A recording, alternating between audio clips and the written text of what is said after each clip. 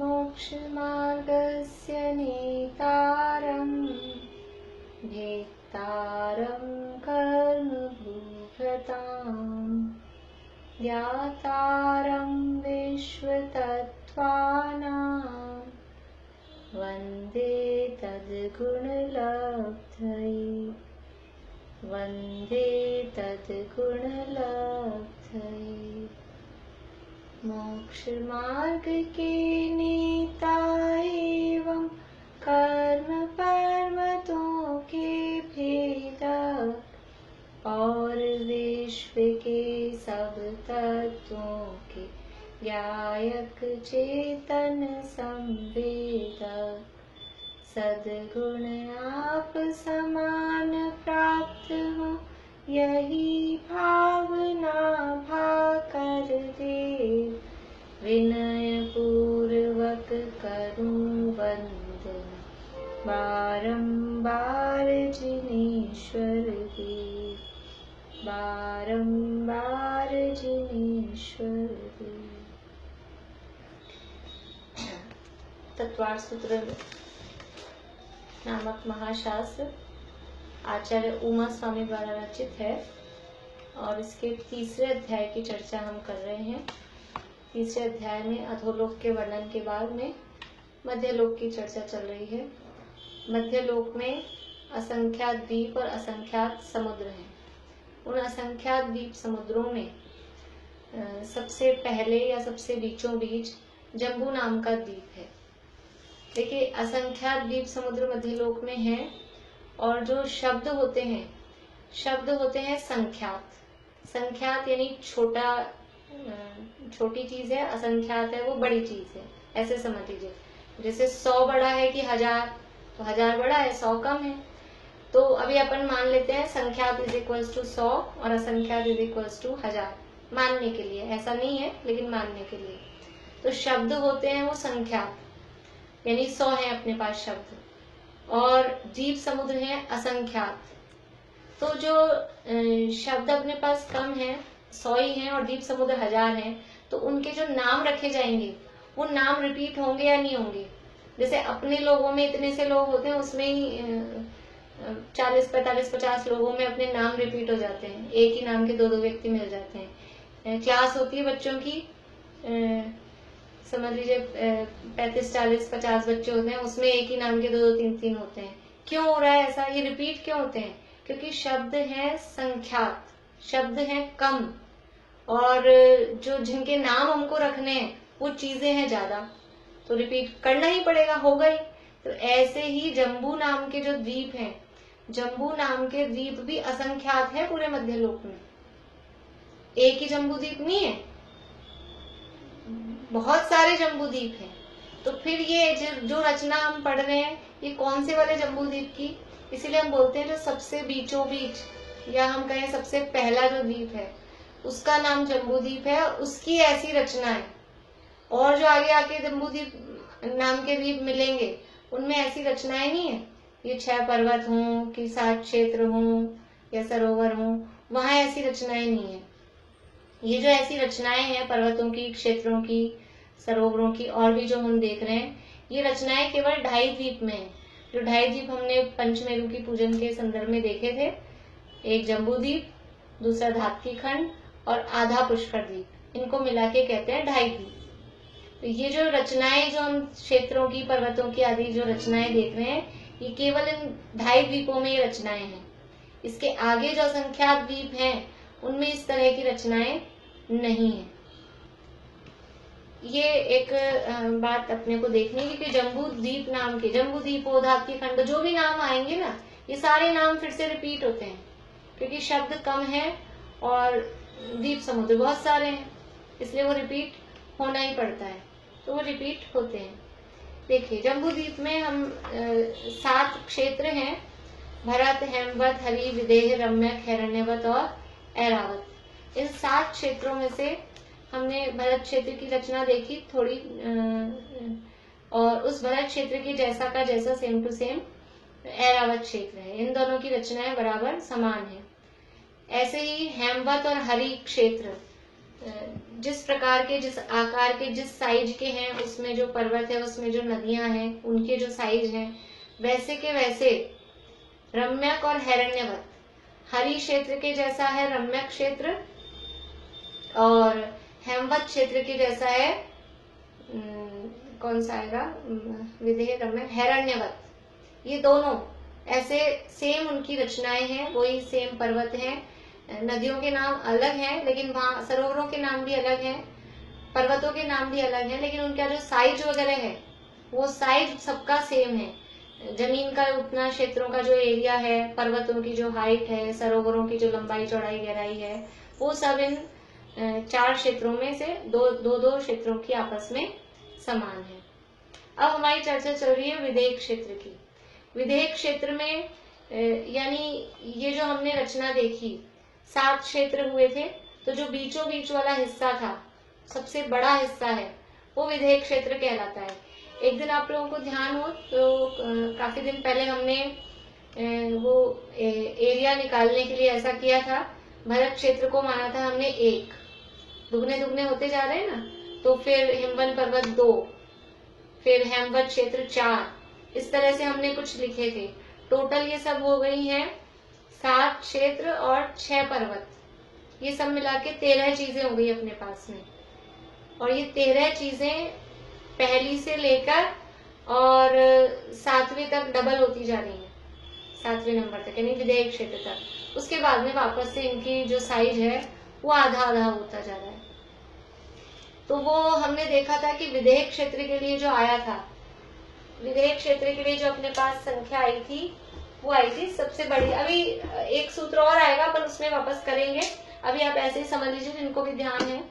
भरत क्षेत्र 1 माना अपन ने, तो हिमवन पर्वत 2, फिर हेमवत क्षेत्र 4, ऐसे करते करते विदेह क्षेत्र को कितने नंबर मिले थे? विदेह क्षेत्र को मिले थे 64, 64 नंबर। यानी अगर जम्बूद्वीप 1 लाख योजन का है, तो 1 लाख योजन का टोटल जम्बूद्वीप हो रहा है, तो उस 1 लाख योजन का 64वां पार्ट, सबसे ज्यादा पार्ट, वो विदेह क्षेत्र को मिल रहा है। 1 लाख योजन का जम्बूद्वीप है, उसका केवल 1 पार्ट, ये हमने पूरे टोटल किए थे, तो 190 इनका टोटल आया था। ध्यान आ रहा होगा आप लोगों को। हमने ऐसा 1, 2, 4, 6, 8, 16, 32 और 64 इतना किया था। फिर वापस से 32, 16, 8, 4, 2 और 1, इस तरह से हमने सारी संख्याएं लिखी थी। और इन सब संख्याओं का टोटल आया था 190, 190। ये फिर से करेंगे, भी आगे एक सूत्र आएगा, भरतस्य विष्कंभो जम्बूद्वीपस्य नवति शतभागे, उस सूत्र में हम वापस से इसको करेंगे। तो अभी तो मुझे ये बताना है कि ये सब 13 अपने पास टोटल क्षेत्र पर्वत मिला के 13 चीजें हैं। उन 13 में सबसे ज्यादा हिस्सा, सबसे बड़ा पार्ट किसको मिला हुआ है? विदेह क्षेत्र वाले एरिया को। 64 नंबर, 190 में से 64 अकेले उसको मिले हुए हैं। तो इस विदेह क्षेत्र में ये पूरा का पूरा जो ये 64 नंबर का अपन ने उदाहरण में देखा है, वो पूरे के पूरे में विदेह क्षेत्र नहीं है। उसमें बीच में एक तो सुमेरु पर्वत है, उस सुमेरु पर्वत ने 10,000 योजन ले रखा है। फिर उसके चारों तरफ भद्रसाल वन है, उस भद्रसाल वन ने एरिया ले रखा है। फिर उससे जुड़े हुए गजदंत पर्वत हैं, उन गजदंत पर्वतों के कारण से कुछ भोग भूमि बन गई है, उत्तर कुरु और देव कुरु। और उसके बाद भी थोड़ी थोड़ी सी जो वहाँ बाउंड्री वॉल बनी है, वो सारा एरिया, वो जितना भी ये सारा एरिया है, ये सारा एरिया विदेह क्षेत्र नहीं कहलाता है। एक मिनट जरा, स्वस्ति स्वस्ति, ये फोन किसी का आ रहा है। देखिए ये अपना नक्शा है।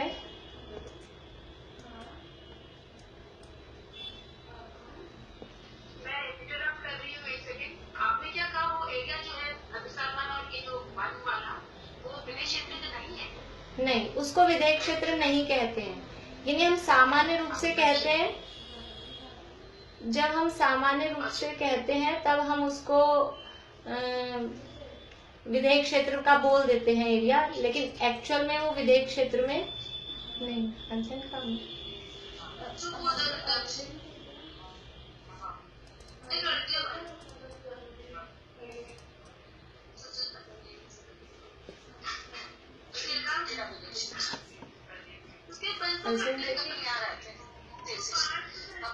देखिए आप लोग म्यूट, एक मिनट आप लोग रुकिए। नाना है, बोल रहे बैंक वाली बात करेंगे, थोड़ी देर बात कर लूँ क्या? पता नहीं बैंक कौन से जाए। चलो एक मिनट, मुझे कुछ जरूरी काम है, 1-2 मिनट आप लोग पाठ करेंगे, तब तक सेल्फ ही पाठ करिए क्योंकि सब में तो फिर डिस्टर्बेंस हो जाएगा।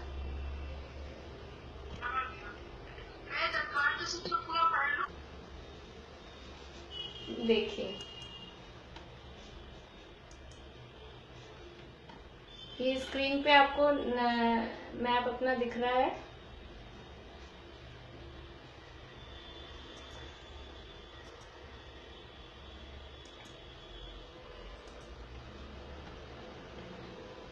इस मैप में ये जो थोड़ा सा छोटा करते हैं,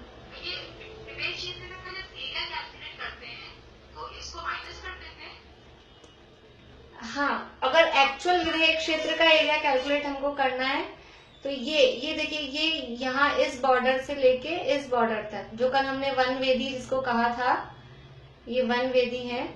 ये वन वेदी कि ये बीच का ये जो चौकोर सा हिस्सा आपको दिख रहा है, स्क्वायर जैसा, ये एरिया वास्तव में विधेयक क्षेत्र नहीं है, क्योंकि यहाँ इस एरिया में ये जो हाफ सर्किल जैसे 2 एरिया अपने को दिख रहे हैं, यहाँ भोग भूमि है और विधेयक क्षेत्र में एक्चुअल में होती है कर्म भूमि। अभी उसका अंतर हम देखेंगे, कुछ सूत्र अपने आगे बढ़ जाएंगे जब कर्म भूमि और भोग भूमि। सामान्य अपन ने देख रखा है कि जहाँ पर पैसा कमाना पड़ता है वो,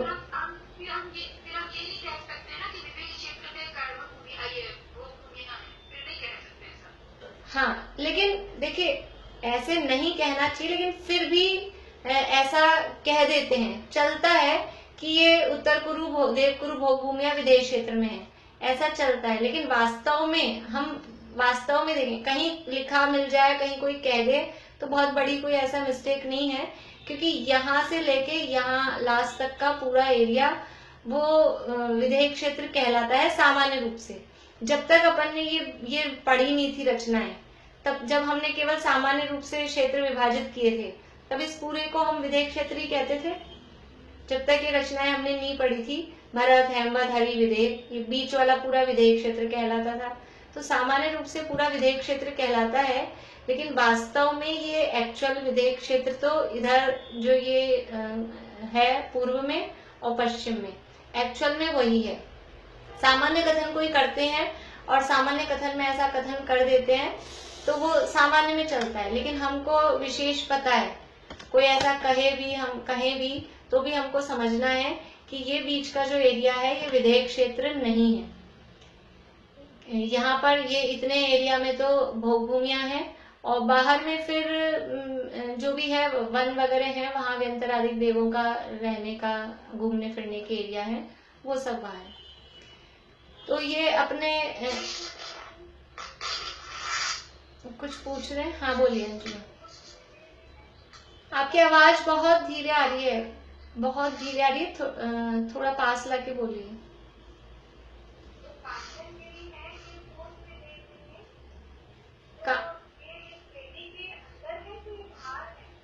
कांचनगिरी कहाँ है ये पूछ रहे हैं आप?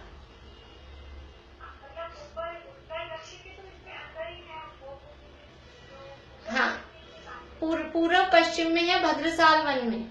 वो विधेयक क्षेत्र नहीं कहलाएगा, वो भद्रसाल वन है। यहाँ पूर्व में और पश्चिम में जो सरोवर है और जो कांचनगिरी है, उनके दोनों साइड्स में ये है भद्रसाल वन का एरिया। ये भद्रसाल वन में है, ये जो एरिया है ये भद्रसाल वन का एरिया है, ये भद्रसाल वन में है। और इधर उत्तर कुरु में है और देवकुरु में है। उत्तर कुरु में 50 कांचनगिरी और 5 सरोवर, देवकुरु में 5 सरोवर और 50 कांचनगिरी, पूर्वी भद्रसाल वन में 5 सरोवर और 50 कांचनगिरी, और पश्चिमी भद्रसाल वन में भी 5 सरोवर और 50 कांचनगिरी। तो इस तरह टोटल कांचनगिरी देखेंगे तो 200 हो जाएंगे और सरोवर देखेंगे तो 20 हो जाएंगे, ऐसा। अभी कल हमने देखा था विधेय क्षेत्र के दो भागों में बटा हुआ है। एक है पूर्व विधेय क्षेत्र जो अपने को मैप में राइट हैंड साइड पे दिखता है, और एक है पश्चिम विधेय क्षेत्र। ये दो विधेय क्षेत्र अपने को दिखाई देते हैं। और यहाँ विधेय क्षेत्रों में हमने देखा पूर्व विधेय क्षेत्र में 8 पर्वत हैं। पूर्व विधेय क्षेत्र है, इसके 2 पार्ट्स हो गए हैं सीता नदी के कारण, और इस सीता नदी के कारण जो इसके 2 पार्ट हो गए हैं वो पूर्वी विधेय क्षेत्र में सीता नदी का उत्तर तट और पूर्वी विधेय क्षेत्र में सीता नदी का दक्षिण तट। इस तरह से इसके एक ही पूर्वी विधेय पूरा एक है, लेकिन उसके 2 पार्ट्स ऐसे हो गए हैं। तो यहाँ पूर्वी उत्तरी तट पर 4 वक्षार हैं। ये वक्षार पर्वत हैं, ये यहाँ ब्राउन कलर में अपने को दिख रहे हैं, 1, 2, 3 और 4। इसी तरह से फिर इसके नीचे से 5, 6, 7 और 8। जो सीता नदी के उत्तर वाला हिस्सा है उसमें 4 वक्षार पर्वत हैं, और सीता नदी के दक्षिण वाला हिस्सा है उसमें भी 4 वक्षार पर्वत हैं। तो पूर्व विधेय में टोटल 8 वक्षार पर्वत हैं। और ऐसे के ऐसे सेम यहाँ पश्चिम विधेय, अपर विधेय का मतलब है पश्चिम विधेय क्षेत्र में, ये पश्चिम विधेय क्षेत्र भी सीतोदा नदी के कारण 2 भागों में बट गया है। और इन 2 भागों के कारण ये सीतोदा नदी का उत्तर तट और सीतोदा नदी का दक्षिण तट, ऐसा इनको बोलते हैं। और इस सीतोदा नदी के उत्तर तट पर भी 4 वक्षार हैं और सीतोदा नदी के दक्षिण में भी 4 वक्षार हैं। तो इस तरह से 8 वक्षार पर्वत पश्चिम विधेय क्षेत्र में और 8 वक्षार पर्वत पूर्व विधेय क्षेत्र में। टोटल मिलाके पूरे विधेय क्षेत्र में कहा जाए, पूर्व और पश्चिम दोनों विधेय क्षेत्र को मिलाके कहा जाए तो 16 वक्षार पर्वत विधेय क्षेत्र में होते हैं। एक जम्बू द्वीप में या कहें एक मेरु संबंधी ये 16 वक्षार पर्वत कहे जाते हैं। ये जो वक्षार पर्वत हैं ये लंबे हैं, लंबे मीन्स उत्तर दक्षिण फैले हुए हैं। ये पूर्व पश्चिम फैले हुए नहीं है, उत्तर दक्षिण फैले हुए हैं। और ऐसा जो विधेय क्षेत्र का हिस्सा है उसको इस तरह से लाइंस की जैसे पार्ट्स में डिवाइड करते हैं। उत्तर दक्षिण फैले हुए हैं। उत्तर की तरफ जो उत्तरी हिस्से वाले वक्षार हैं सारे, सीतोदा वाले भी और सीता वाले भी, उत्तर की तरफ नील पर्वत से जुड़े हुए हैं और दक्षिण की तरफ सीता नदी अथवा सीतोदा नदी से जुड़े हुए हैं। और जो दक्षिण वाले वक्षार पर्वत हैं वो दक्षिण की तरफ से निषद पर्वत से जुड़े हुए हैं और दूसरी साइड से वो भी वापस नदियों से जुड़े हुए हैं। और ये नदी की चौड़ाई काफी है, इसलिए ये पर्वत बिल्कुल जुड़े हुए नहीं है। ये पर्वत अलग अलग हैं। टोटल 8 इधर हैं और 8 इधर हैं। ऐसा नहीं है कि पर्वत पूरा एक ही है और फिर बीच में से नदी निकल रही है, ऐसा नहीं है। नदी बह रही है और नदी से स्टार्ट करके नील पर्वत तक एक वक्षार है और सीता नदी के दक्षिण से स्टार्ट करके और निषद पर्वत तक वो दूसरा पर्वत है। ये यहाँ इनकी ज्वाइनिंग नहीं है, इसीलिए इनको देखिए अलग अलग बनाया नक्शे में। अगर यहीं से सीधा यूं बना देते तो ऐसा लगता है कि ज्वाइन है। ये थोड़ा सा इधर बना हुआ है, ये थोड़ा सा इधर बना हुआ है। यद्यपि होंगे वो एक्चुअल में तो आमने सामने ही, लेकिन ये ऐसा दिखाने के लिए दोनों में थोड़ा सा एक्चुअल में इनकी जगह बिल्कुल आमने सामने ही है, लेकिन इसकी जो कूट है वो इस साइड बनी हुई है और इसकी कूट इस साइड बनी हुई है। आप लोग ध्यान से देख रहे होंगे तो इसलिए हमको ऐसा उलट पुलट ऐसा दिख रहा है। इसकी जो कूटे हैं वो इस साइड बना दी। एरिया उतना ही है, चौड़ाई जितनी लाइंस ली है यहाँ चौड़ाई बराबर उतनी ही है, इधर भी और इधर भी। लेकिन ये पर्वतों को एक इस साइड और एक इस साइड ऐसा शिखर इनकी जो टोके ये हैं वो इस तरह से बनाए हैं ताकि वो एक नहीं दिखे, मिले हुए नहीं दिखे, क्योंकि ये मिले हुए नहीं है, अलग अलग ही हैं। तो ये पर्वतों की तरफ से, नील और निषद पर्वतों की तरफ से वक्षार पर्वत 400 योजन ऊंचाई वाले हैं और नदियों की तरफ से 500 योजन की ऊंचाई वाले हैं। और नदियों की तरफ जो इन पर इनका जो शिखर है वहां पर एक एक अकृत्रिम जिनालय है।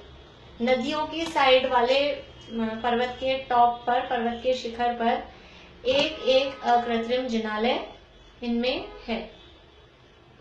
यहाँ जिनालय अपने को पीले रंग से बने हुए दिखाई दे रहे हैं। तो 16 वक्षार पर्वत हैं टोटल, दोनों विदेह क्षेत्र में मिला के। तो ये 16 ही अकृत्रिम जिनालय, इन वक्षार पर्वतों से संबंधित 16 अकृत्रिम जिनालय।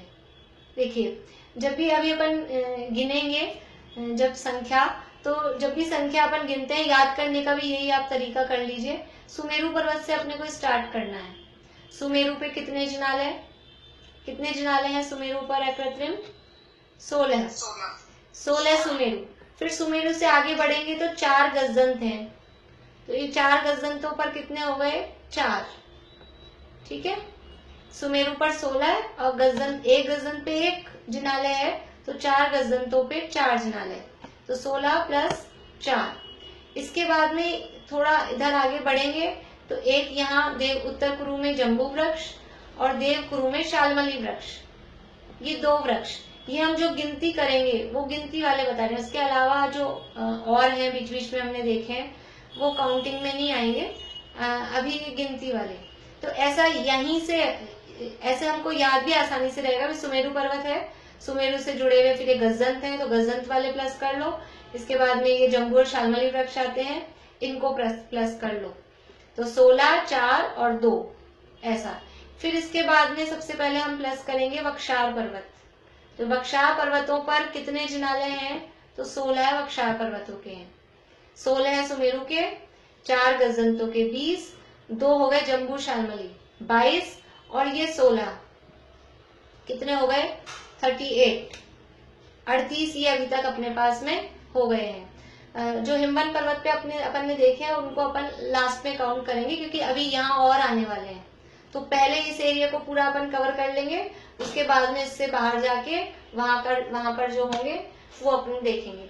जम्बू द्वीप में टोटल 78 अकृत्रिम जिनालय जो गिनती वाले हैं, वो जम्बू द्वीप में 78 अकृत्रिम जिनालय होते हैं। 78 यानी 78 जिनालय। तो अभी ये वक्षार पर्वत सबको समझ में आ गए या नहीं? तो फिर मैं आगे चलूं, ठीक है? हाँ ठीक है। बस जिनको नहीं आए हो वो बोले, जिनको आ गए वो मैं समझ लूंगी। जो चुप है मतलब मौनम स्वीकृति लक्षणम, कि उनको आ गए हैं। हाँ। अभी मैंने विजार्ड बताए नहीं, विजार्ड अब बताऊंगी। अभी मैंने 34 संख्या बोली ही नहीं है, अभी अब बताऊंगी। ठीक है, अभी तक जितना पढ़ा है उतने में नहीं आया हो तो बताइए, नहीं तो फिर हम आगे बढ़ेंगे। हाँ जी, 1 मिनट। 78 बताए नहीं है अभी मैंने, केवल आपको नंबर बताया कि 78 होते हैं। 78 की टोटलिंग नहीं की अभी, 38 की टोटलिंग की अपन ने अभी।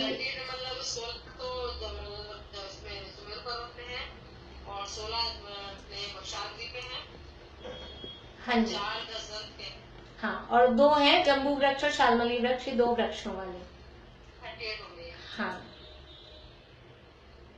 देखिए अब ये विदेह क्षेत्र, ये जो म्यूट हो जाइए जो भी बोल रहे थे अभी।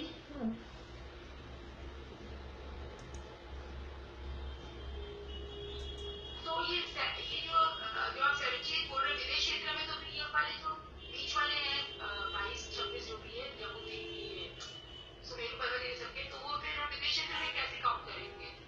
मैंने विदेह क्षेत्र के नहीं बोले थे कि आप ध्यान से सुना करिए, फिर गड़बड़ बहुत हो जाएगी। मैंने विदेह क्षेत्र नहीं बोला, मैंने जम्बू द्वीप बोला है।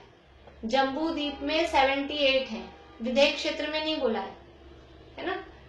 वो विदेह क्षेत्र में कितने होंगे वो आप लोगों के लिए मैं प्रश्न रखूंगी, आप लोग काउंटिंग करके निकालना कि कितने होंगे विदेह क्षेत्र में इसमें से। अभी पूरे जम्बू द्वीप में मैंने आपको एक टोटल संख्या बताई है, अभी वो पूरे गिन के नहीं बताए हैं। अभी हम आगे आगे धीरे धीरे बढ़ रहे हैं, फिर देखेंगे। ये विदेह क्षेत्र का एक पार्ट था पूर्वी विदेह क्षेत्र। ये पूर्वी विदेह क्षेत्र 2 भागों में बटा सीता नदी की वजह से, और इसमें जो एक पार्ट है ऊपर वाला उसके भी 4 पार्ट हो गए। सीता नदी के जो उत्तरी तट है, अभी आप देखिए ये अपन समझ लीजिए केवल अपन पूर्वी विधेय क्षेत्र बना रहे हैं। ये सुमेरु पर्वत इधर यहाँ रह गया, समझ लीजिए अपन केवल पूर्वी विधेय क्षेत्र बना रहे हैं। तो इस पूर्वी विधेय क्षेत्र में वक्षार पर्वत है 4। पूर्वी विधेय क्षेत्र में भी ये सीता नदी के उत्तर वाला हिस्सा, ये सीता नदी है बीच में, ये सीता नदी और ये है नील पर्वत। केवल अपन एक पार्ट लेके इधर इसमें अभी समझ रहे हैं।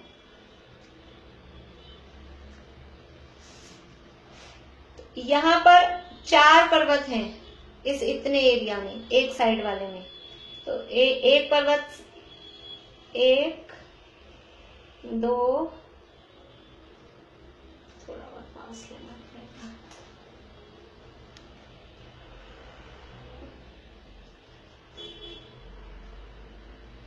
1 2 3 और ये 4, ये 4 पर्वत हैं। इनको पर्वत जैसे शेप अपन दे दें तो पहचान में आ जाएंगे।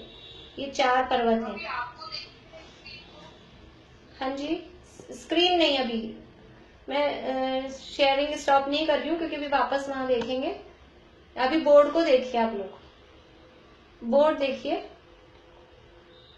यानी अपने मोबाइल में उसमें स्क्रीन को आप इधर उधर खिसका लीजिए, मैं दिखनी चाहिए अभी आपको। ये 4 पर्वत है वक्षार, ये 4 वक्षार पर्वत है। तो अभी ये हिस्सा 1 2 3 5 भागों में बट गया, ठीक है। अब इन वक्षार पर्वतों के बीच में ये नील पर्वत है और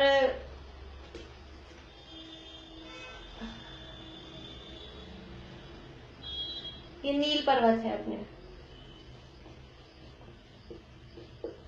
इसमें एक ये सरोवर है केसरी नाम का। अभी यहाँ इस नील पर्वत पर यहाँ कुछ कुंड बने हुए हैं, ये कुंड बने हुए हैं। इन कुंडों में से नदियां निकलती है और उन नदियों को बोलते हैं विभंगा नदी। ये नदी के लिए मैं डॉट डॉट करके बना रही हूँ ताकि डिफरेंस अपने को दिख जाए। ये नदी निकलती है। तो ये 4 पर्वतों के बीच में से 3 नदियां निकल रही है। ये पार्ट कौन सा ले रखा है अपन ने? पूर्वी विधेय क्षेत्र में सीता नदी का उत्तर वाला हिस्सा है। पूर्वी विधेय क्षेत्र में ये सीता नदी है, इस सीता नदी के उत्तर वाला हिस्सा है। 4 तो है वक्षार पर्वत, और इन वक्षार पर्वतों से जो जगह बनी हुई है उनके बीच में 3 नदियां जिनका नाम है विभंगा। ये विभंगा नाम की नदी, विभंगा नाम की नदी। इन नदियों के नाम अलग अलग हैं लेकिन कॉमन इनका नाम है विभंगा नदी। अब वो उनके नाम अभी हम नहीं देख रहे, इनके सबके नाम अलग हैं, ग्राहवती, द्रैवती, ऐसे ऐसे करके इनके नाम हैं। अभी केवल विभंगा नदी। हाँ जी, कुंड नील पर्वत पे बने हुए हैं, इनको विभंगा कुंड कहते हैं, विभंगा कुंड। हाँ बोलिए, कुछ कह रहे हैं? पारुल नहीं। तो ये विभंगा कुंडों में से जो नदियां निकलती हैं उन नदियों का नाम है विभंगा नदी। अभी कितने पार्ट हो गए? 1 2 3 4 5 6 7 और 8। ये पूर्वी विधेय क्षेत्र में सीता नदी का जो उत्तर वाला हिस्सा है उसमें इस तरह से ये 8 हिस्से हो गए। ये कहलाते हैं 8 देश, भी इनको कहते हैं, नगरियां भी बोलते हैं। कहीं देश शब्द आ जाता है, कभी नगरियां शब्द आ जाता है। एक्चुअल में ये एक एक पार्ट इतना बड़ा है, बड़ा मतलब एरिया में इतना बड़ा नहीं, लेकिन एक एक भारत क्षेत्र जितना, भारत क्षेत्र जितना एरिया नहीं है, उससे ज्यादा ही होगा थोड़ा, लेकिन जैसे भारत क्षेत्र एक पूरा बड़ा क्षेत्र है वैसे ये क्षेत्र 8 क्षेत्र यहाँ पर बन गए हैं पूर्वी विधेय क्षेत्र में सीता नदी के उत्तर तट पर। कैसे बने हैं कि 4 तो है वक्षार पर्वत, और उन 4 वक्षार पर्वतों के बीच में 3 बह रही है नदियां। तो इसके कारण अब ये पार्ट्स हो गए हैं टोटल 8।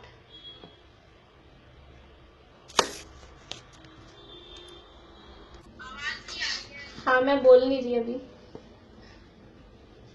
अब आ गई आवाज? रिकॉर्डिंग ऑन करिए आप। हाँ, देखिए ये बोर्ड दिखाई दे रहा है, पर ये नीचे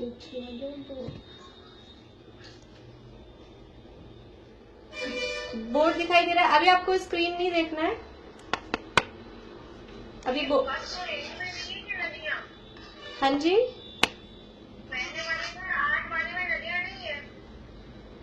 पहले वाले में और 8 वाले में नहीं है नदियाँ, बीच में ही है, बीच में। यहाँ तो ये बाउंड्री वॉल है पहले वाले की, इधर तो जो हमने वन वेदी देखी थी ये बाउंड्री वॉल है इधर, और इधर भी एक बाउंड्री वॉल है 8वीं के लास्ट में भी, यहाँ बाउंड्री वॉल है पहले के और 8वें के लास्ट में बाउंड्री वॉल है। ये समझ में आया कि जो पूर्वी विदर्भ क्षेत्र का सीता नदी का उत्तर वाला एक पार्ट है, उस उत्तर वाले एक पार्ट में 4 वक्षार पर्वत हैं, और उन 4 वक्षार पर्वतों में 3 नदियां बीच में बह रही हैं। इसके कारण से ये जो इतना एक हिस्सा है ये 8 भागों में डिवाइड हो गया। ये 8 देश या 8 नगरियां, देश ही बोलते हैं, ये 8 देश यहाँ पर बन गए हैं। देश का मतलब भारत देश जैसा नहीं समझना है, बहुत बड़े भारत क्षेत्र जैसे बड़े बड़े यहाँ पर ये देश है। अभी अब आप स्क्रीन देखिए, एक बार नक्शे में भी इसको देख लेते हैं। क्या चीज है? देश, देश, हाँ देखिए यहाँ स्क्रीन पे देखिए अब आप लोग, ये अपना एरिया है पूरा पूर्वी विदर्भ क्षेत्र का। इसमें से हमने बोर्ड पे बनाया है, ये सीता नदी बीच में है, सीता नदी के ये उत्तर वाला हिस्सा ये हमने बोर्ड पे बनाया है। तो यहाँ ये 1 वक्षार, 2 वक्षार, 3 वक्षार और 4, ये 4 वक्षार पर्वत यहाँ हमको दिखाई दे रहे हैं। इस पहले वक्षार पर्वत के लेफ्ट साइड में ये एक आपको दीवार जैसी दिख रही है, वेदी, वन वेदी, और जो चौथे वाला वक्षार है उसके भी इधर लास्ट में एक दीवार जैसी अपने को दिख रही है, ये भी वेदी है, वन वेदी है। ये दोनों तो दीवारें हैं। अब ये 4 वक्षार हैं, इन 4 वक्षारों के बीच में देखिए ये नील पर्वत पे ऊपर कुंड बने हुए हैं, व्हाइट कलर के छोटे छोटे गोले हैं नील पर्वत पे, और यहाँ लिखा हुआ है इनका नाम विभंगा कुंड। 1, 2 विभंगा कुंड और ये तीसरा विभंगा कुंड। इस विभंगा कुंड में से ये नदी बहती हुई आ रही है, लाइट ब्लू कलर की अपने को जो दिख रही है, ये थोड़ी चौड़ी वाली ब्लू, लाइट ब्लू जो दिख रही है, ये विभंगा नदी है। और ये विभंगा नदी वहां से निकलकर और ऐसे सीता नदी में आके मिल जाती है। 1, 2 और 3, ये 3 विभंगा नदियां हैं। तो इसके कारण अब ये पहला, ये दूसरा, ये तीसरा, ये चौथा, ये 5वां, ये 6ठा, ये 7वां और ये 8वां, ये 8 ये देश बन गए हैं। और इनके नाम यहाँ लिखे हुए हैं, आपको अपने नक्शे में दिख जाएंगे, मोबाइल में भी आप जूम करेंगे तो कच्छा, सुकच्छा, महाकच्छा, कच्छकावती, आवर्ता, लांगलावर्ता, पुष्कला और पुष्कलावती, ये ऐसे पूरे सबके नाम दिए हुए हैं। जो पूजन विधान अगर अपन करते हैं तो उनमें नाम आते हैं, कच्छा देशे, सुकच्छा देशे, इस तरह से। अभी ये जैसी की जैसी रचना यहाँ है ना, अपन ने 1 में देखी सीता नदी के उत्तरी तट पर, सेम टू सेम ऐसी की ऐसी रचना सीता नदी के दक्षिण तट पर भी है। 4 वक्षार तो हमने देखे ही थे, और इन 4 वक्षारों के बीच में ये 3 विभंगा नदियां, इनके विभंगा कुंड है निषद पर्वत पे। जो दक्षिण वाला हिस्सा है उस दक्षिण वाले हिस्से के विभंगा कुंड है निषद पर्वत पे। ये निषद पर्वत पे विभंगा कुंड है, ये ब्लू कलर के अपने को दिख रहे हैं, और इनमें से ये नदियां, विभंगा नदी 3 बिल्कुल उसके सामने ही, जहां अपन ने उत्तरी साइड में देखा था, ऊपर की तरफ देखा था, बिल्कुल उसके सामने ही ये 3 नदियां और हैं। जैसे पर्वत जुड़े हुए नहीं है, आमने सामने हैं फिर भी जुड़े हुए नहीं है, ऐसे ही नदियां भी आमने सामने दिखाई दे रही हैं लेकिन जुड़ी हुई नहीं है। 3 नदियां उत्तर की तरफ हैं, 3 नदियां दक्षिण की तरफ हैं। ये विभंगा नदियां एक पूर्व विदय क्षेत्र में हो गई, टोटल 6। 3 उत्तर की तरफ, 3 सीता नदी के दक्षिण की तरफ। तो यहाँ पर भी इस तरह से 4 वक्षार और 3 नदियां। तो यदि हम किसी एक हिस्से में 7 लाइनें खींचेंगे, 4 तो वक्षार की और 3 नदियों की, तो 7 अगर हम लाइन खींचेंगे तो उसके पार्ट्स कितने हो जाएंगे? उसके पार्ट्स हो जाएंगे 8। जैसे एक पूरा अपने पास पेपर है, उस पेपर में एक लाइन खींची, तो एक लाइन खींचने पर वो पेपर के पार्ट्स कितने हो गए? 2 पार्ट्स हो जाएंगे। ये जैसे ये अपने पास में है बोर्ड, देखिए आप लोग, ये समझ लीजिए एक अपने पास कागज है, इस कागज में मैंने एक लाइन खींची तो ये 2 भाग हो गए। ऐसे ही ये एक इतना बड़ा हिस्सा था अपने पास में विदेश क्षेत्र का, इसमें हमने 1 2 3 4 5 6 7 लाइनें खींच दी। तो 7 लाइनें खींचने से यहाँ जो पार्ट्स बन गए, जो क्षेत्र बन गए, वो बन गए 8। ये 8 हिस्से 8 देश कहलाते हैं। ये 8 देश हैं। देखिए वापस से स्क्रीन पे देखिए,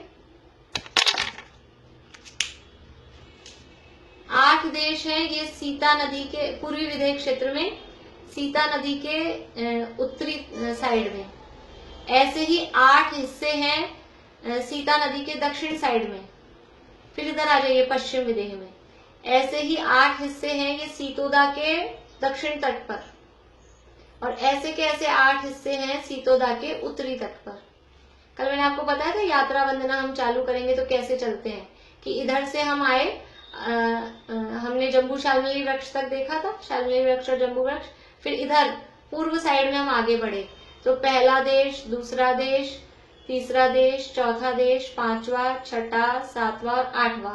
फिर 8वें से आ जाएंगे सीता नदी को पार करके, ये 9 नंबर इस पे डालेंगे, ये 9 नंबर का देश। फिर 10, 11, 12, 13, 14, 15 और 16 देश हैं सीता इधर पूर्व विदय क्षेत्र में, और ऐसे ही 16 देश हैं पश्चिम विदय क्षेत्र में। अपने को इन देशों में नंबर डालने हैं। 16 इधर बताए कहाँ से चालू करने हैं? गजन पर्वत के पास वाला, यानी जो भद्रसाल वन की ये वेदी है, इस वेदी से 1 नंबर शुरू करना है उत्तर वाले की तरफ। सीता नदी के उत्तर तरफ से 1 नंबर शुरू करना है, 8 यहाँ तक बनेंगे। फिर सीता नदी के दक्षिण वाले में, जस्ट इसके नीचे वाले में 9, 10, 11, 12 इस तरह से करते हुए 16 नंबर आ जाएगा। ये देवकुरु के पास में जो वनवेदी है, यहाँ 16 नंबर आ जाएगा। फिर 17 नंबर डालेंगे इधर जो अपना गजन पर्वत है, सीतोदा के दक्षिण साइड में, गजन पर्वत के पास वाला, या कहीं इस वन वेदी के पास वाला जो क्षेत्र आएगा, वहां पर 17, फिर 18, 19, 20 करते करते यहाँ 24 हो जाएंगे यहाँ तक। और फिर सीतोदा के उत्तर तट में जाकर जो लवण समुद्र की साइड वाला है, वहां 25, 26, 27, 28, 29, 30, 31 और ये लास्ट में आ जाएगा 32। इस तरह से पूर्व विदय क्षेत्र में 16 देश और पश्चिम विदय क्षेत्र में भी 16 देश। इस तरह से 16 देश यहाँ पर दोनों में मिलाएंगे तो हो जाएंगे 32 देश। विदय क्षेत्र में टोटल मिलाकर हैं 32 देश। अब इन 32 देशों में अंदर कैसी रचना है, वो रचना अपन देखेंगे। अभी टाइम क्या हुआ है? टाइम ज्यादा नहीं। अभी आप लोगों को पहले प्रश्न हो इतने में, आगे वाले कोई प्रश्न हो जो पहले के पढ़े हुए हैं वो बाद में पूछेंगे। अभी आज जितना पढ़ा है आज तक, उसमें किसी को प्रश्न हो? सबके डिफरेंट है, सबके बिल्कुल डिफरेंट है। और यहाँ जो अपना नक्शा है इनमें नाम लिखे हुए हैं, आप लोग थोड़ा जूम करेंगे तो दिख भी जाएंगे। मैं आपको नाम नहीं, याद नहीं करना है, याद नहीं करना है, मैं लिखाऊंगी भी नहीं। पर किसी को इच्छा हो, अगर याद करने की इच्छा हो और नक्शे में नहीं समझ में आ रहा हो तो मैं उनको अलग से बता दूंगी, किसी को इच्छा हो याद करने की तो।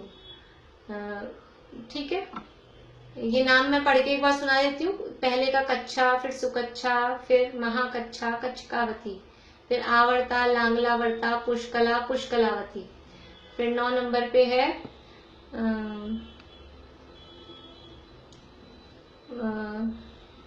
रम्या, एक समझ, वत्सा, वत्सा, सुवत्सा, महावत्सा और वत्सकावती। फिर आगे है रम्या, सुरम्या, रमणीया और मंगलावती। फिर पश्चिम विदेह में है पद्मा, सुपद्मा, महापद्मा और पद्मकावती।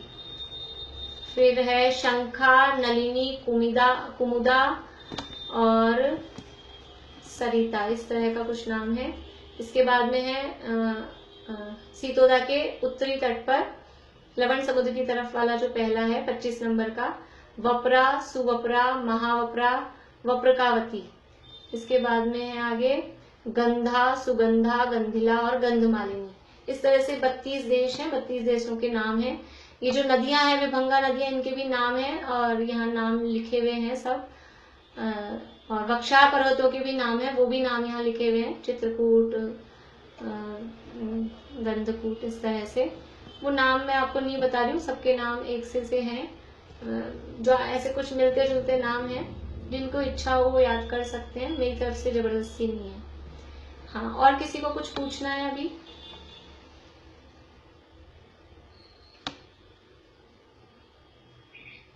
किसी को भी नहीं पूछना, आगे देखिए फिर अपन 2-5 मिनट में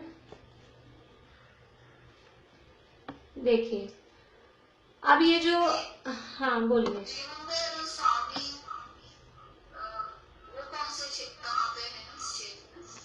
सीमंदर भगवान जो 8 नंबर की है, अभी अपन ये रचना पूरी कर लें, फिर उस रचना पूरी करने के बाद मैं आपको बताऊंगी सीमंदर भगवान कहाँ है, युगमंदर भगवान कहाँ है, बाहु भगवान कहाँ है और सुबाहु भगवान कहाँ है।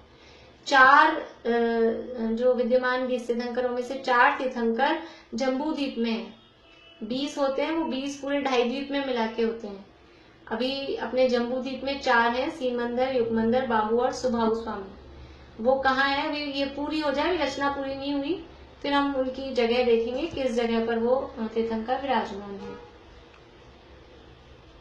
देखिए कुछ 2-5 मिनट में थोड़ा सा और अपन देख लेते हैं, फिर बाकी का, ताकि कल जल्दी से समझ में आ जाए। बोर्ड देखिए अब आप लोग, वापस बोर्ड देखिए। ये नंबर मैं मिटा रही हूँ यहाँ से।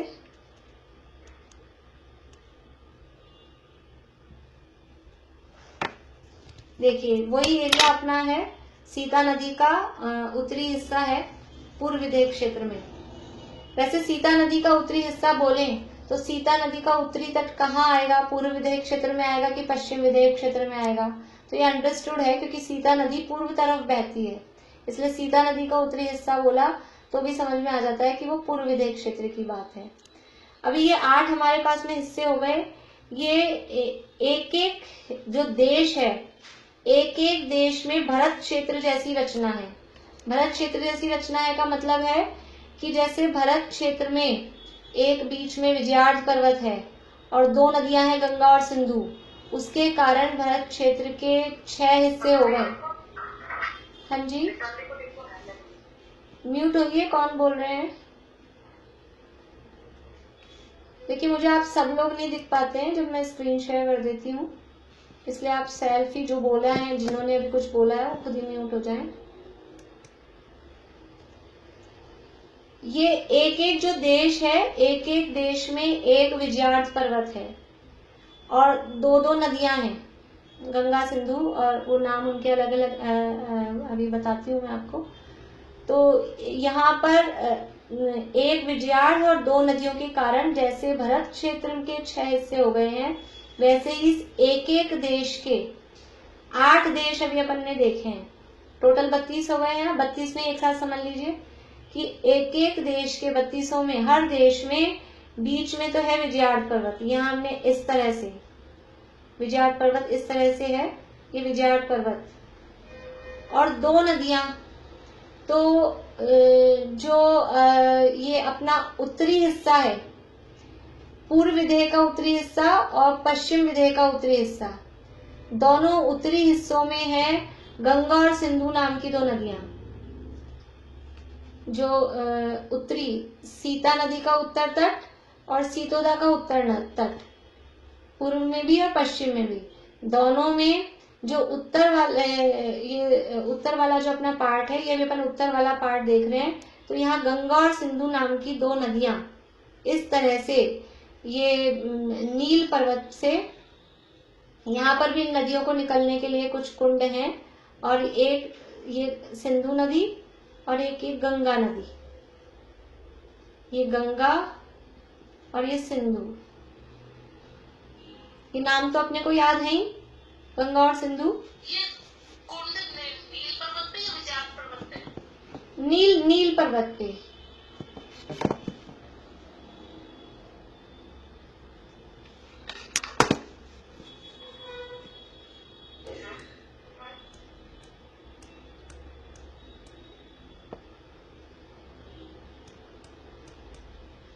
देखिए अब ये एक जो पार्ट था, एक देश कितने भागों में डिवाइड हो गया है? 6 भागों में डिवाइड हो गया है।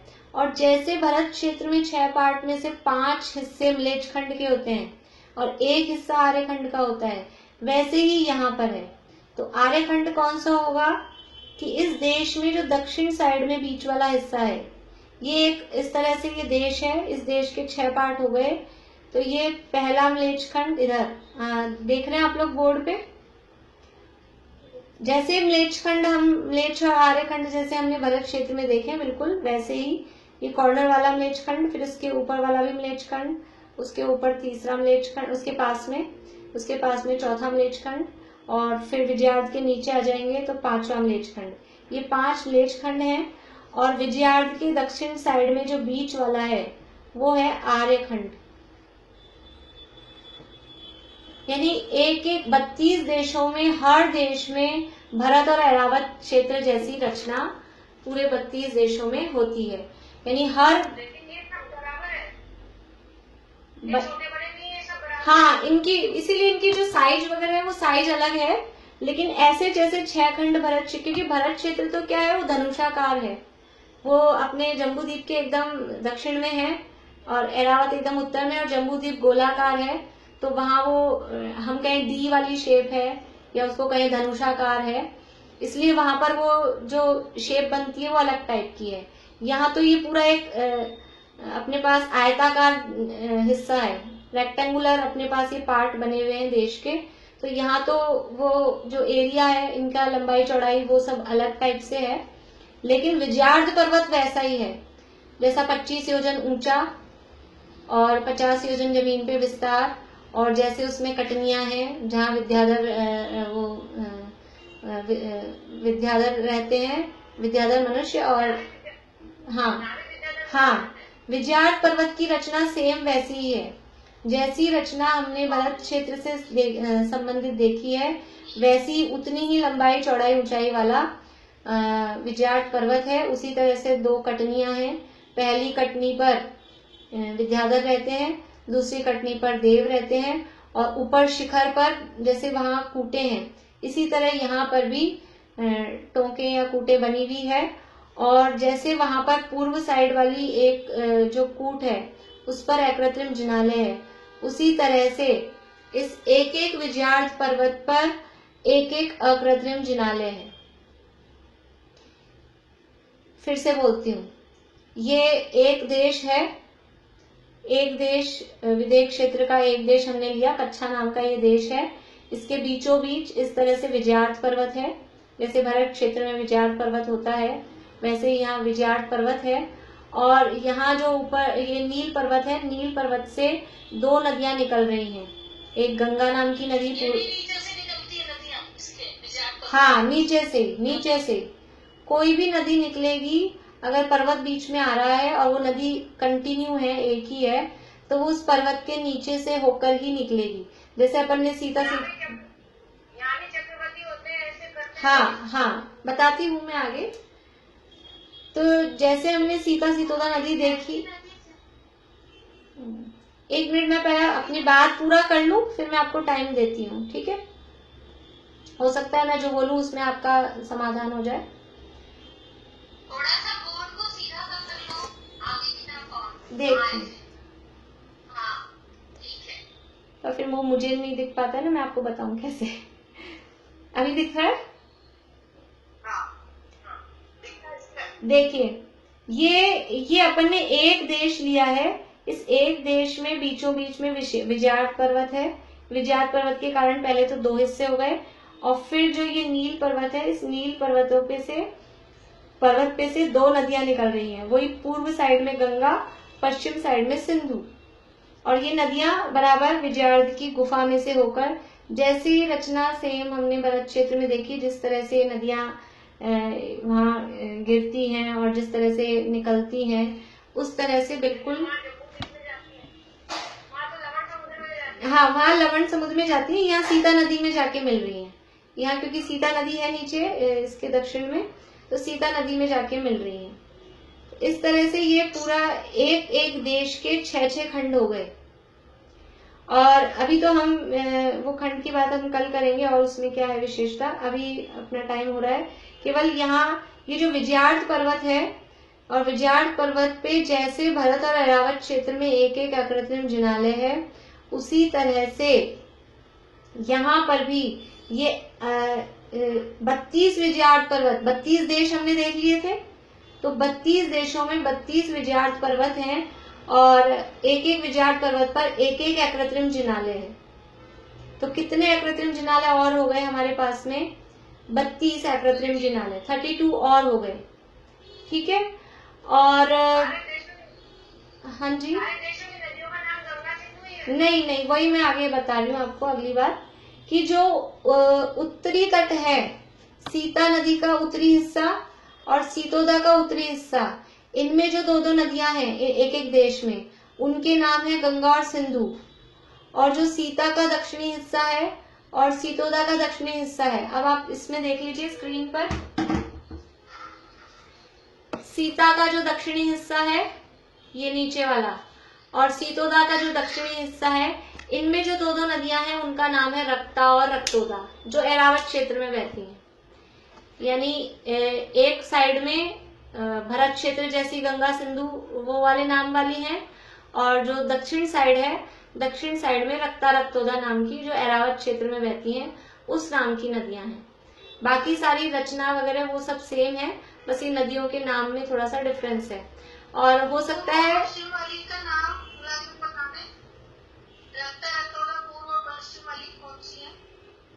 जो पहला नाम है वो पूर्व में गिरेगी, बहेगी, और जो दूसरा नाम है वो पश्चिम में। वो तो जो नियम जैसे वहां थे, जैसे गंगा नदी पूर्व में है, सिंधु नदी पश्चिम में है, इन देशों में भी वैसे ही है। रक्ता नदी पूर्व में है, रक्तोदा नदी पश्चिम में है, बिल्कुल वैसा ही, उसी तरह से जो हमने पहले पढ़ा हुआ है उसी तरह से इसमें देखना है। अभी बस मैं थोड़ा सा इतना सा बोल के अभी पूरा करती हूँ, बाकी कल हम फिर से इसको देखेंगे। जिनको भी अभी नहीं अच्छे से समझ में आया हो तो अपने मोबाइल में नक्शे को जूम करके थोड़ा सा देखने की कोशिश करें, और बाकी हम कल फिर से रिपीट करेंगे। ये जो 32 विजयार्ड हमने अभी बताए, 32 देश सबको समझ में आ गए होंगे मेरे हिसाब से, और एक एक देश में एक एक विजयार्ड है, इतना आप समझ लीजिए, और एक एक विजयार्ड पर एक एक अकृत्रिम जिनालय है। तो ये 32 विजयार्डों के 32 अकृत्रिम जिनालय। लेकिन अब हमको पूरे जम्बू द्वीप के देखने हैं, पूरे जम्बू द्वीप में कितने विजयार्ड हैं। तो 32 तो हो गए ये विदेह क्षेत्रों वाले, और एक विजयार्ड है भरत क्षेत्र में, और एक विजयार्ड है ऐरावत क्षेत्र में। तो इस तरह से ये हो जाते हैं जम्बू द्वीप संबंधी टोटल 34 विजयार्ड पर्वत, और एक एक विजयार्ड पर्वत पर एक एक अकृत्रिम जिनालय है। तो ये 34 अकृत्रिम जिनालय विजयार्ड पर्वतों से संबंधित। जो अभी हमने टोटलिंग, म्यूट हो रही है, बहुत लोगों की आवाजें आ रही है। ये जो अभी हमने टोटल देखा था, 16 सुमेरु पर्वत संबंधी, फिर 4 गजदंत पर्वत संबंधी जो क्लास के शुरू में हमने देखा था, 16 सुमेरु पर्वत संबंधी है, 4 हैं वो गजदंत पर्वतों संबंधी है, इसके बाद में एक जम्बू वृक्ष, एक शालमली वृक्ष, ऐसे 2 ये वृक्षों संबंधी हुए। और उसके बाद में हमने देखे थे 16 वक्षार पर्वत। तो ये सबका टोटल अपन ने किया था 38। इसके बाद में आप इसमें प्लस करिए, हाँ, अभी इसके बाद में इसमें प्लस करिए विजयार्ड पर्वत संबंधी अकृत्रिम जिनालय 34, विजयार्ड पर्वतों संबंधी। पूरे जम्बू द्वीप के हम प्लस कर रहे हैं, इसलिए 34 विजयार्ड कहेंगे। विदेह क्षेत्र में उसमें से है 32 और एक भरत का, एक ऐरावत का। तो विजयार्ध पर्वतों संबंधी जिनालय हो गए 34। ठीक है, 72 आ गए। अब 6 हमने पहले ही देख रखे हैं। 6 कुलाचलों से संबंधित, हिमवन, महाहिमवन, निषद, नील, रुक्मी और शिखरी, इन 6 कुलाचलों पर एक एक अकृत्रिम जिनालय है। तो इसमें प्लस करेंगे 6 कुलाचलों संबंधी अकृत्रिम जिनालय 6। तो 72 और 6 प्लस करेंगे तो जम्बू द्वीप में अकृत्रिम जिनालय कुल मिलाकर 78 78 होते हैं। उन सभी अकृत्रिम जिनालयों की हम यहाँ से वंदना करते हैं। अभी अब किसी के प्रश्न हैं जरूरी तो वो बोलिए, बाकी जिन लोगों को देर होती है वो निकल सकते हैं। बस हम क्लास पूरा ही करेंगे, पाठ अपना एक बार का तो हो ही गया है आज, बाद में फिर देखेंगे।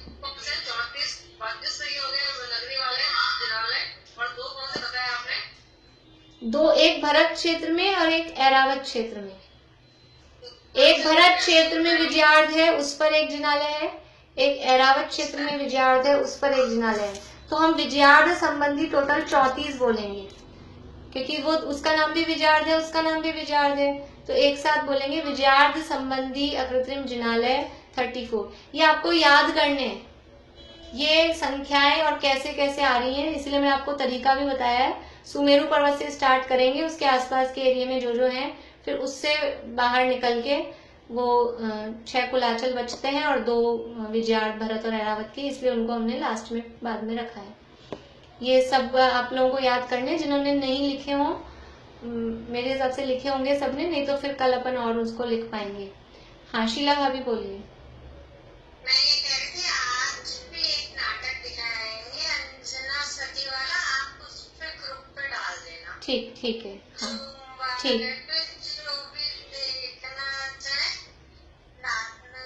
पारुल बोलिए। ठीक ठीक है भाभी, पारुल बोलिए। भाभी ये विजयार्ध के 2 कौन से रह गए थे?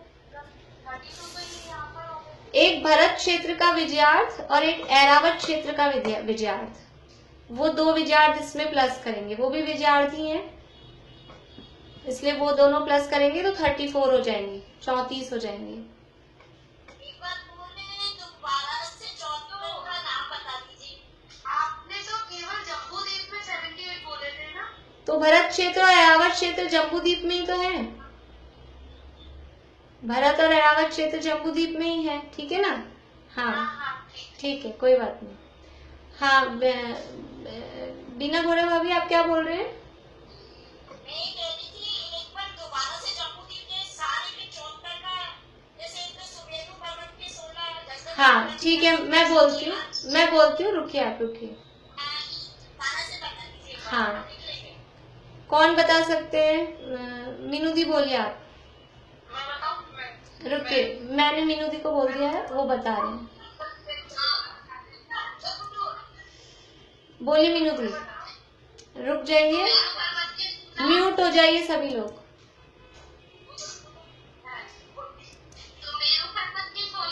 हाँ एक मिनट रुकिए, किसके से आवाज आ रही है? हाँ लिखते जा रहे हैं ना, जिन्होंने नहीं लिखा है वो लिखते जाइए। हाँ हाँ बढ़िया। हाँ तो इनको इकट्ठे ऐसे लिख सकते हैं, जम्बू शालमली वृक्ष 2, ऐसा जम्बू शालमली दोनों नाम लिख के, जम्बू शालमली वृक्ष के 2, अलग अलग नहीं लिख के, एक साथ 2। हाँ ठीक है। हाँ कुलाचल के 6, ठीक है चलिए। हाँ कुलाचल के 6, बढ़िया चलिए। हाँ और किसी को कुछ पूछना है?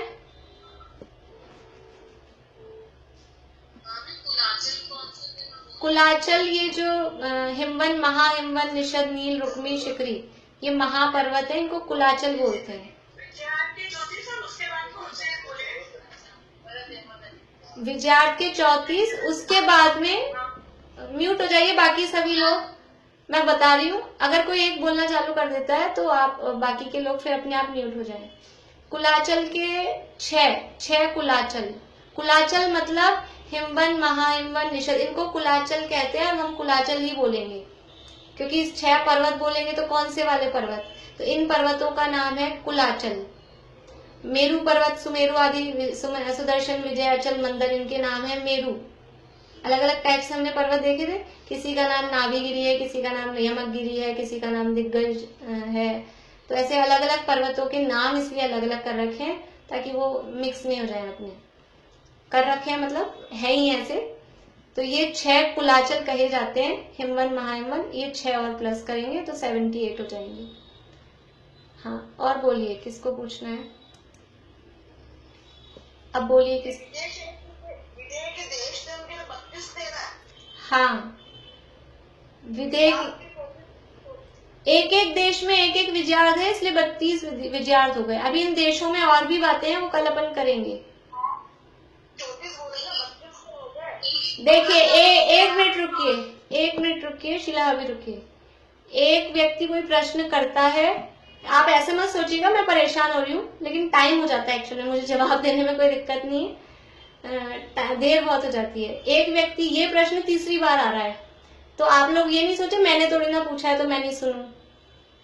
ये प्रश्न तीसरी बार आ रहा है। 32 तो समझ में आ गए, एक है भरत क्षेत्र का विजयार्थ, एक है ऐरावत क्षेत्र का विजयार्थ, तो ऐसे करके 34 हो गए। 32 में एक भरत क्षेत्र 33 और एक ऐरावत क्षेत्र का, तो ये 34 विजयार्थ, ठीक है ना। ऐसे 34 ही लिखिए आप लोग, अलग अलग मत करके मत लिखिए, तो वरना वो आपकी संख्याएं बढ़ जाएगी याद करने की। इकट्ठे विजयार्थ संबंधी 34, और फिर भी जिसको जैसा समझ में आता हो वो वैसा लिख लीजिए। आपकी संख्या टोटल 78 हो जानी चाहिए। 78 जिनालय जम्बू द्वीप से रिलेटेड होने चाहिए। हाँ जी, और बोलिए किसको पूछना है।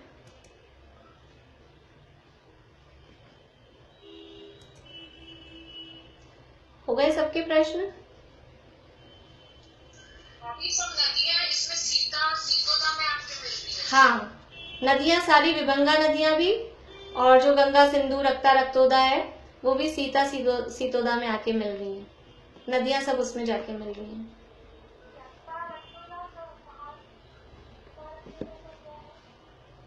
अंजू भाभी, आपकी आवाज बिल्कुल नहीं आती समझ में, थोड़ा जोर से बोलिए।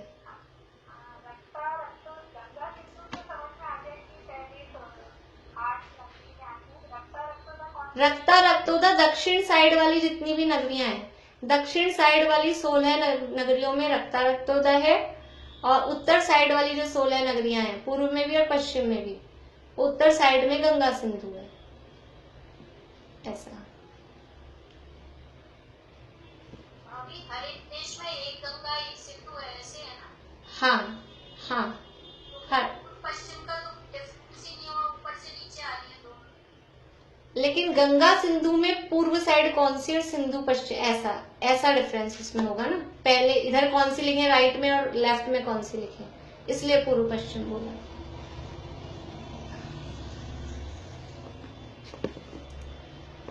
चलिए जिनवाणी स्तुति बोले। बाकी इसको घबराइए मत, जिनको कम समझ में आया हो कल फिर से अपन वापस से देखेंगे, 2-3 बार देखेंगे तो आ जाएगा, पक्का हो जाएगा। और आप लोगों को टाइम होता हो तो थोड़ा सा आप लोग भी सेल्फ देखेंगे तो समझ में आएगा धीरे धीरे। एक क्वेश्चन कल बताइए, बस यही पूछना था कि जो भरत और ऐरावत में विजयार्थ पर्वत है, जो पहले है विजयार्थ पर्वत में, वो कहाँ पर है, बस वो कल बता देना। वो जो उनपे टोके हैं, भरत क्षेत्र जो विजयार्थ पर्वतों पे टोके बनी हुई हैं, उसमें पूर्व साइड वाली पहली टोक पर अकृत्रिम चिन्हालय है। जितने भी विजयार्थ पर्वत हैं, उन विजयार्थ पर्वतों में पूर्व दिशा वाली पहली टोक पर, विदेह क्षेत्र वाले विजयार्थ हों या भरत ऐरावत वाले विजयार्थ हों, पूर्व साइड वाली पहली टोक पर अकृत्रिम जिनालय है। आप अपने जो ये नक्शा है ना, मैं इसलिए बार बार में कह रही हूँ, उस नक्शे को जूम करके आप उसको पढ़िए, उसकी साइड में भी जो लिखा है ना, उसमें एक एक अकृत्रिम जिनालय के लिए येलो कलर के ऐसे मंदिर जैसा बनाया हुआ है, तो आपको उसकी लोकेशन समझ में आएगी।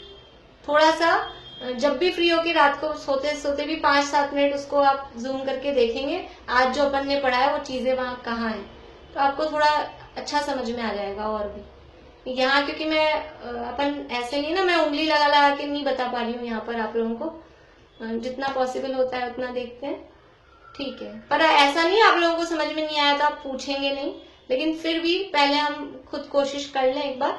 मुझे जवाब देने में बिल्कुल भी कोई दिक्कत नहीं होती है, बस थोड़ा टाइम की बात हो जाती है। अभी जैसे 4:20 होने वाले हैं, फिर बहुत लेट हो जाते हैं, रात अब जल्दी होने लगेगी, इसलिए ठीक है। जिनवाणी स्तुति बोलते हैं अपन।